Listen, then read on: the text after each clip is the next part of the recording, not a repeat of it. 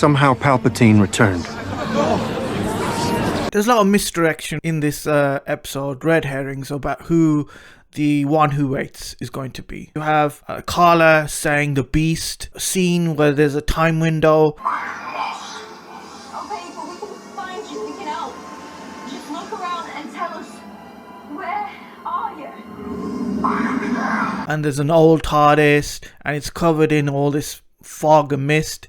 And she's saying the beast, and somebody gets sucked, one of the soldiers gets sucked in there, and he's saying, oh, this is hell, I'm in hell, or something. So you're thinking the beast. And I thought, that was interesting, right? And I thought, oh, yeah, I'm kind of psyched up for the beast. And I thought, yeah, okay, the beast. That wasn't one of my theories that it could be the beast. So I was okay with that. Another red herring was Susan, right? Ruby saying, oh, it's so obvious, Susan, right? Your granddaughter. And I originally had that theory, maybe Susan Twist is his granddaughter, but then I just left my mind and never thought about it, and I thought, oh, it's so obvious, right? I mean, Russell T Davies must have done some kind of cloaking to my mind to make me forget that it's Susan Twist, Susan his granddaughter. And I thought, oh wow, okay, all right, I missed that one, but we're going there, all right. But that didn't happen, right? And there was one scene, I think somebody else talked about it, where they're playing the Master's music when when the Master gets revealed in one of the old series. He's like his theme music, and then you're thinking, oh, is it to do with the Master? But I didn't pick up on that. But that was another misdirection they had. So the anagram, he said it was S Tardis, but it was really Sutekh, right? Sutekh is the one who waits. As one true love forevermore.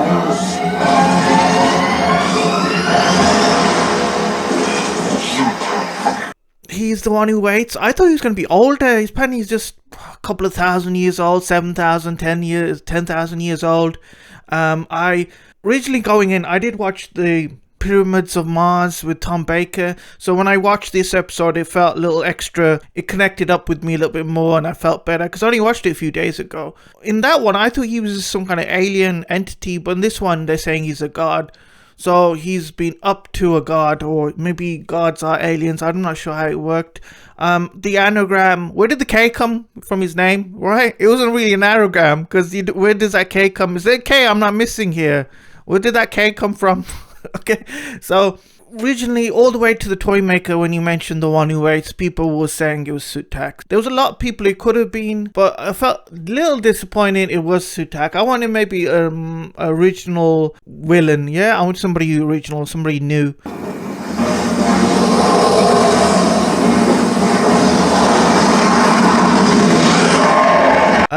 But I guess you could say it's cool that you brought back Sutekh, because I think, they had the 60th anniversary and they brought back the toy maker. So this kind of connects with, it's just a carry on from the 16th anniversary, bringing back an old villain. So that's good for the fans, probably good for the old fans to see him. When he's attached to the TARDIS, people are saying he looks like a dog. It looked like a bat to me, right? He's a big bat. He's got wings. He's attached. We don't even know when he got attached to the TARDIS. Why now? Why did he come back now? Was it the wild blue yonder? Is that when he attached himself to the TARDIS, right? Or was it before then? Or if it was before then, why didn't he show himself? I think there's a scene with David Tennant, and they just got to wild blue yonder, landed on the ship, and he's making that groaning sound, yeah? That groaning sound that's heard throughout the series. Apparently that was Sutekh making that noise, or he's upsetting the TARDIS, which is making that noise. He's attached to the TARDIS, and apparently it's not just attached to it. It's not like just flown in like a giant bat and clawed onto it. He's absorbed it, or became a part of the TARDIS now. He's not just a single entity, he's part of the TARDIS. I don't know what that means. Susan Twist is not Sutekh. She is just a puppet, right? In the Pyramids of Mars, there was one guy, he met Sutekh, and he got turned to a puppet, right? Sutekh just puts his consciousness into you and just control and puts a bit of his energy into you, and it's like you're a bit of like, you don't have your own free will. You're kind of alive, but you're not alive. You're the living dead, and you're controlled by Sutekh. You have a little bit of consciousness, a little bit that could be revealed, but so she's just I don't know why he chose that. He might talk through her, but she's like a minion. I don't know why he chose Sue. There was one scene Sue was saying my father was a postman, my mother was a dinner lady. I'm thinking, I was originally, when she said that line, I think maybe was she the child of Rory and Amy Pond? But that, I think I looked it up. Amy can't have children or something. Something happened to her. She's not fertile. Maybe they could have adopted a child, and this was that child. But I don't understand why Sutekh would have chosen Susan Twist out of everybody. He seems like he wanted to make it personal, right? Because the thing was, even he points out that, did you think I was family? Family.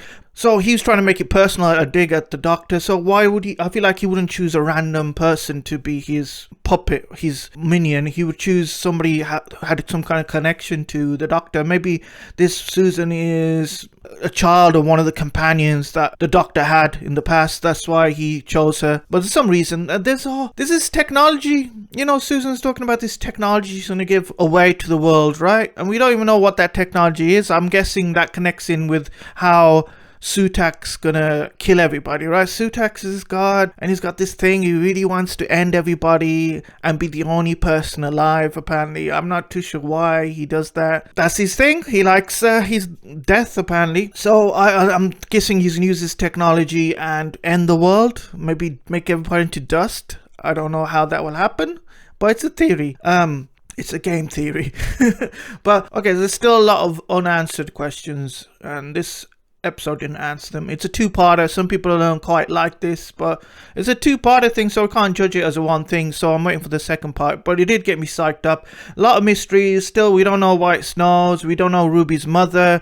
They used some kind of time window, and they still couldn't see her face. We don't know why the Sonic keeps changing color. Apparently it goes blue, goes red, goes yellow. My thing is, blue is normal, red is a threat, and yellow is time to piss your pants. So I don't know why they change color. It has not been explained yet. What other mysteries? We don't exactly know what the technology Susan was developing or was going to give to the world. I don't know how Sutekh escaped. He was trapped by Tom Baker in the time tunnel one day in the last pyramids of Mars. I don't know how he escaped. I don't know why he came back now. I guess it's a timey-wimey thing that the Doctor was at the edge of the universe, and he did that superstition with the salt, and somehow that brought back Sutekh. I'm not exactly sure how that worked. A lot of mysteries. Who is Miss Flood? Miss Flood was acting extra creepy in this episode with Cherry Sunday. He was like, no, you can't have a cup of tea. No, he's the one who waits. Is coming. I want a bigger bad, but it is what it is. My thing is, who is Miss Flood? Everybody's saying she's a Time Lord. We don't know which Time Lord. And the ones that are, I think there's been a couple in the series that have been sown. Then there's the one called the Monk. I think the one called Rani. One called Romana. There's the Master. So I think it's Missy, because she was acting extra creepy. I think it's Missy. I don't know, she escaped from the Golden Tooth. She's a good person. She's just this whole creepy scene with her is kind of misdirection again. She's a good person. She's a good Time Lord, and she's working for UNIT. Ruby's mother, we don't see her in the time window. She kind of skips. The machine doesn't work. It kind of skips when the people looking at her face. I think she's like a harbinger. She might be a harbinger. There was another harbinger here working for Sutekh. So I think she's I think Ruby Sunday is like maybe a harbinger for another god. I mean, the Sutekh's harbinger was going on with this whole list of other gods. She even mentioned the trickster god. As one true name forevermore is.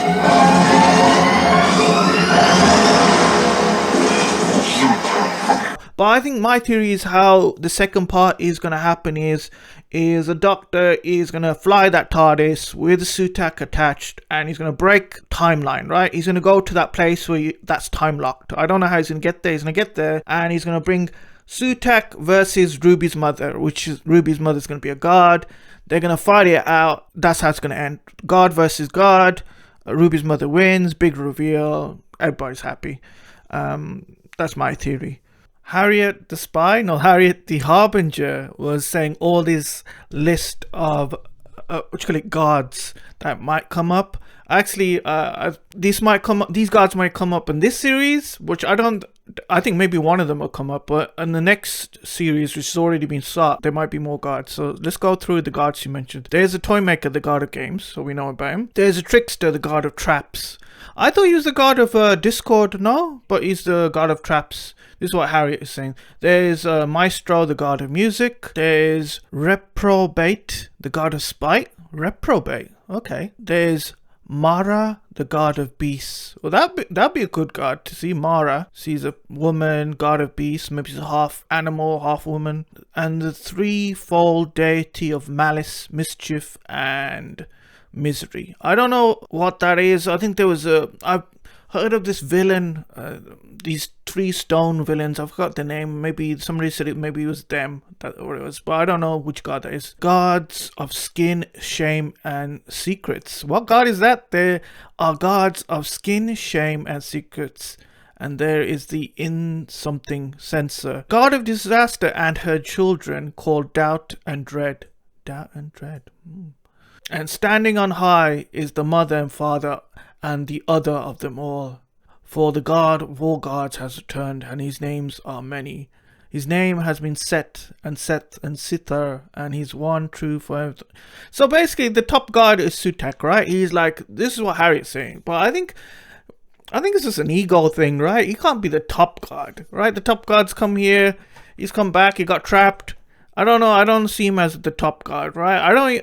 They said the one who waits. I just thought the one who waits would have been a bigger god, a bigger threat. I know Sutekh's a big threat, but I was expecting something else. Maybe this guy's just a trick, right? Another red herring. Maybe there's another god that's coming, right? We got the episodes coming tomorrow. Maybe there's another twist. There's always a twist at the end, remember? So maybe that's going to be the thing. Don't forget to click below and subscribe to the official Doctor Who YouTube channel.